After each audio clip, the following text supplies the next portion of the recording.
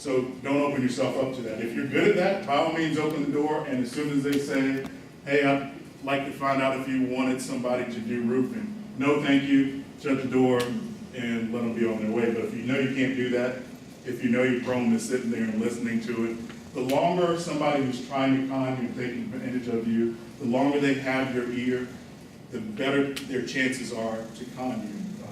It's just that way. I'll give you an example, is that we've had people who have opened their door and somebody's come to the door and says, I noticed on the roof on the back of your residence, there's some shingles that were peeled up.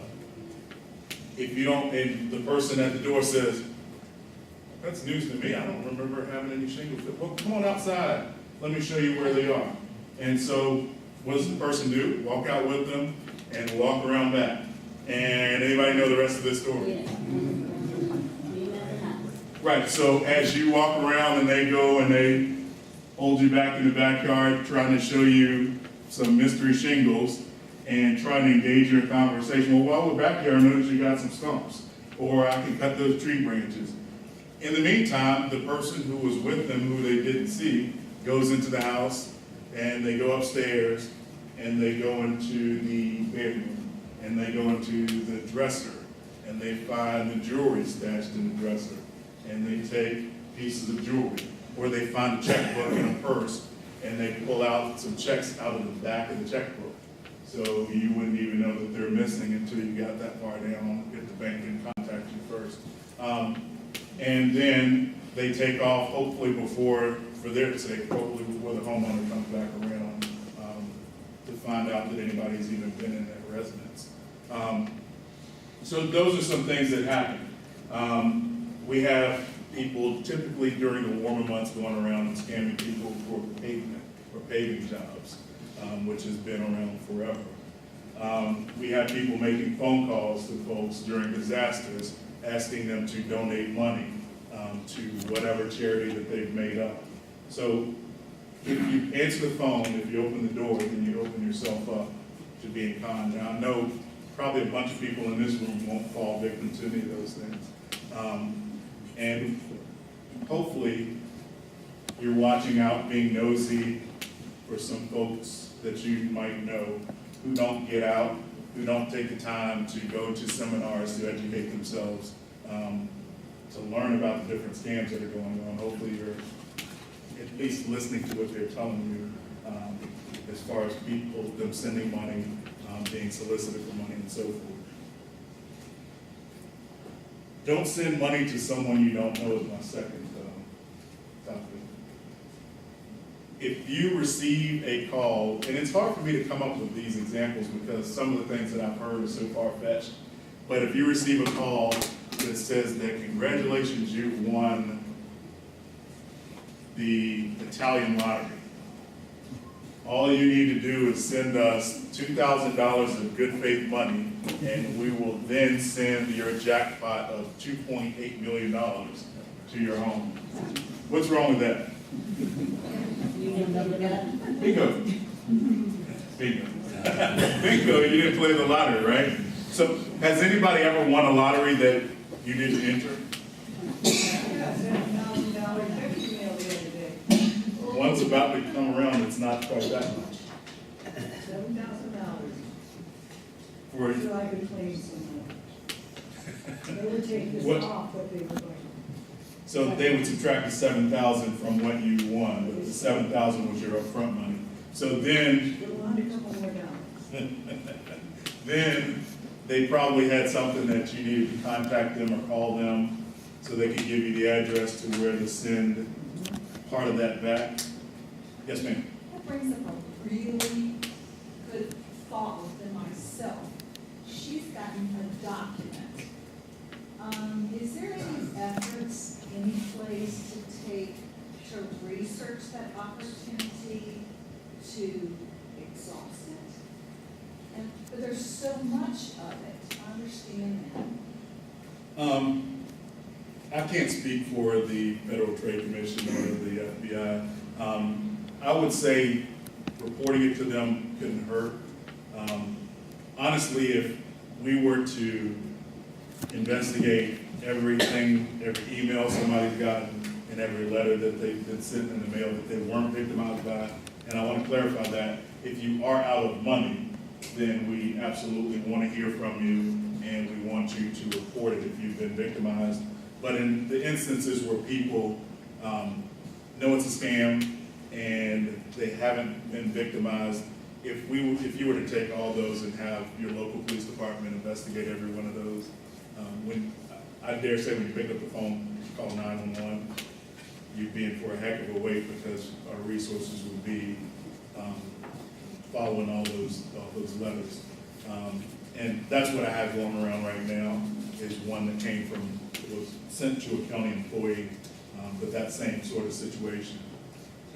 But again, it doesn't hurt to report those things to the Federal Trade Commission, to make sure that they're aware of those things that are going on.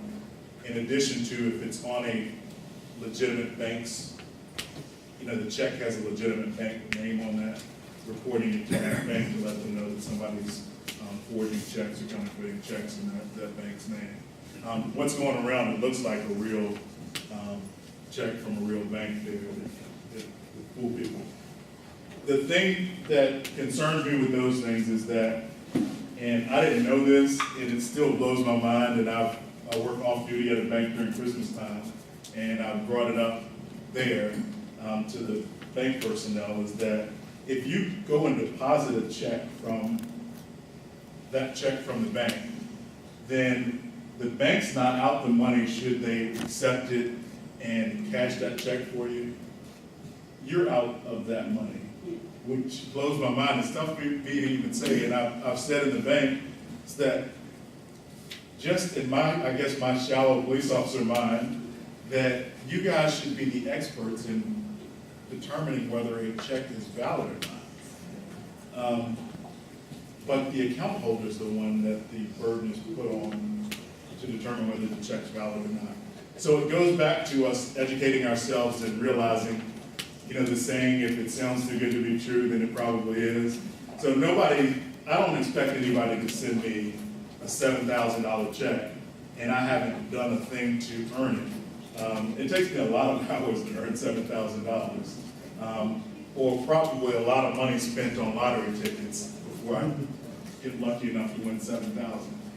I don't expect to get one just out of the blue. Hey, you're the first name I came across on the internet. I'm going to send you $7,000 to do what you want. Just send me back $5,000, and then I'll send you the balance of your award beyond that. Would you? Yes, I was just going to say, to have the bank will safeguard themselves, they place a hold on that check, so many days hold each other. Right, and they'll do, depending on the amount, a 7-day hold, a 10-day hold, they'll release a little bit at a time.